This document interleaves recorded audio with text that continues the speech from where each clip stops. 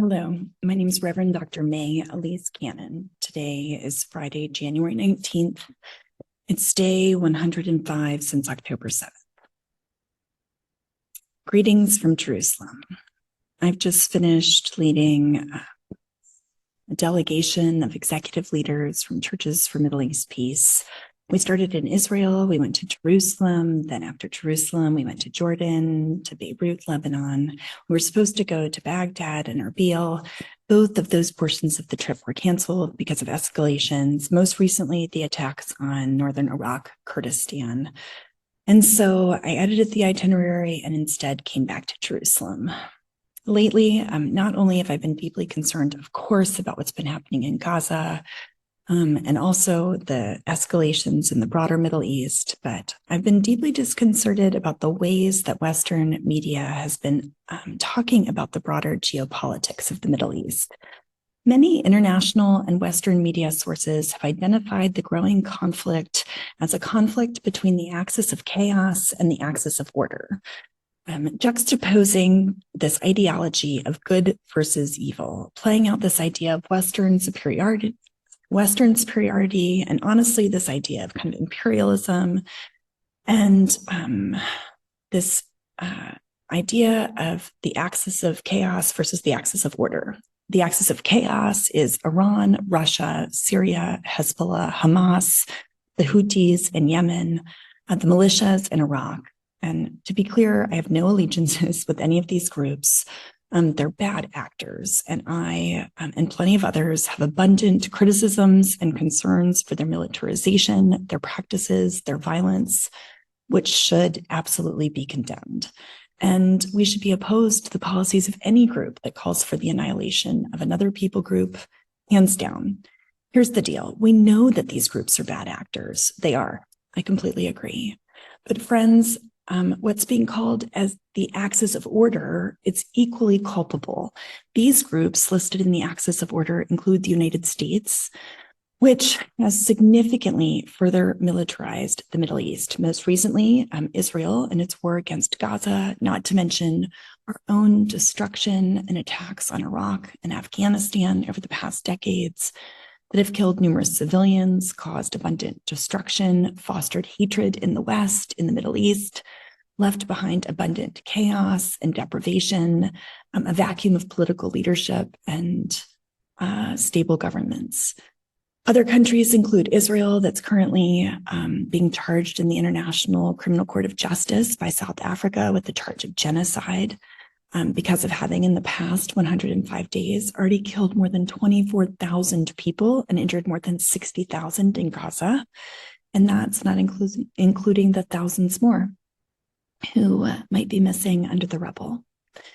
The so-called axis of order also includes Egypt and Saudi Arabia, both who have some of the worst human rights records today. Other countries include Jordan, the United Arab Emirates, Qatar, and a revitalized Palestinian Authority. This type of polarity of viewing the West or Western-aligned countries as good and contributing to the order of humanity just reveals the true nature of our own hypocrisy.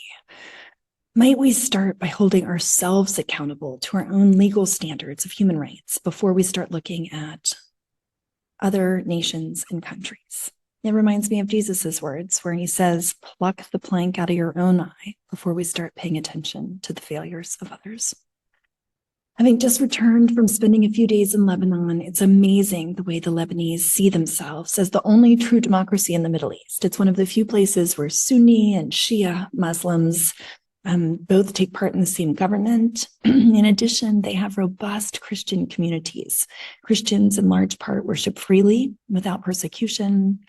I wore my clerical collar, did not have to cover. Our group met with the Middle East Council of Churches. We met with Orthodox, Armenian, Catholic, Maronite, Melkite, and other church leaders to hear what life is like for Christians in Lebanon.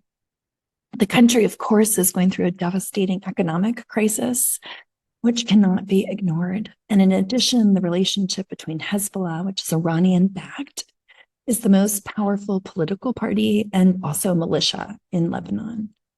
And its relationship to the Lebanese government begs the question of how functional the government structure truly is. The country's been without a president for more than a year and a half, and the escalations between Hezbollah and Israel on the south border help, beg the question of how stable is Lebanon, and will things escalate further in terms of the Gaza crisis and the situation with Israel. We did hear a story about a Lebanese village called Amma el Sha'ab in South Lebanon on the border with Israel. And I actually had the opportunity with the group to meet the pastor of the church there. The community is a village of about 1,000 people. Now only about 20 people remain there. The rest have chosen to leave and have been displaced because of the fighting, and have become refugees. These are some of the neediest families in the South. And I wasn't aware that actually many of the families that live in the South are actually Christian families. And most of them were also refugees during the 2006 war. That war had 1 million people displaced from South Lebanon. We were told that about a third of the trees from the village of Alma al-Sha'ab have been destroyed, but not only destroyed, they believe that white phosphorus has been used against them. And some of the nonprofits that are doing research in the area are studying to see if it actually is white phosphorus that's been used. But they are asserting that ecocide, the destruction of the environment, which could even prevent the livelihood of the villagers once the conflict is over, that the community might not be able to move back and be able to, use the agriculture of the village, because it could have been destroyed if white phosphorus has been used. Americans have asked Hezbollah to withdraw from the border, and the Lebanese have refused. We're told that the Christians there need psychosocial support in addition to spiritual support, that they're materially destitute and they feel like they keep restarting their lives, but they only have war and other issues that continually disrupt it.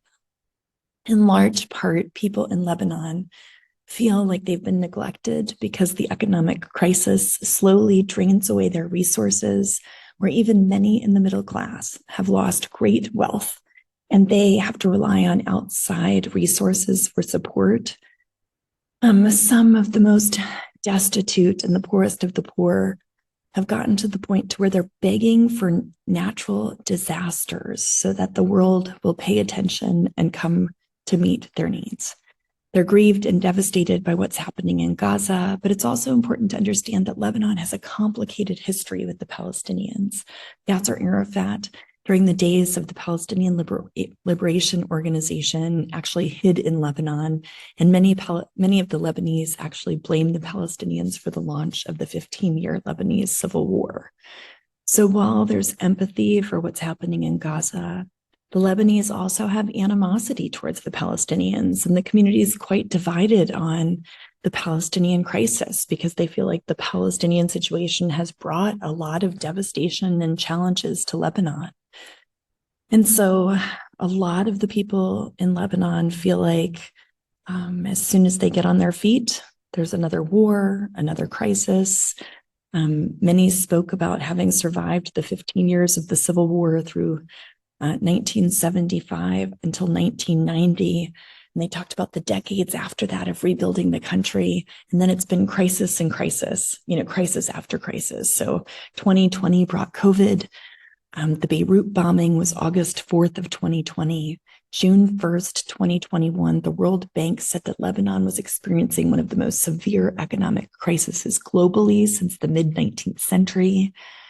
And yet the Christians there still have a deep and resounding faith. They prayed with us. They prayed for us. They encouraged us.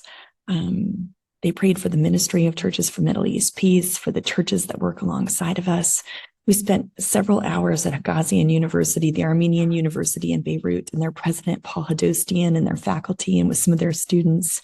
We learned about the ways that Christians and Muslims study there alike. And we were so encouraged to see such a pluralistic atmosphere where young people could come together and tackle some of society's challenges with creativity and enthusiasm. And while it felt like in some ways the Middle East is going up in flames around us, and while the crisis in Gaza continues, while we're praying and working diligently for the bombing to end and for hostages to be returned home, for the horrific situation to be brought to an end, we need courage, we need strength, we need solidarity. We need to come together across religious divides. We need to have faith, hope, and determination. We need to be encouraged by those we were with in Lebanon and elsewhere to take steps forward, to use our influence to call on all of our elected officials in local government, federal government, state government, to say enough of this death and destruction throughout the Middle East, on the South Lebanon border, on the North Israel border, on the Gaza border, and certainly in Gaza. Enough bombing, enough death, that Hamas would lay down their weapons, that Israel would lay down their weapons. We need to stop shipping weapons across the ocean. We need to call for a comprehensive ceasefire. So there's much work to be done. May we continue to do it together as we pray and work toward peace. In the name of Christ.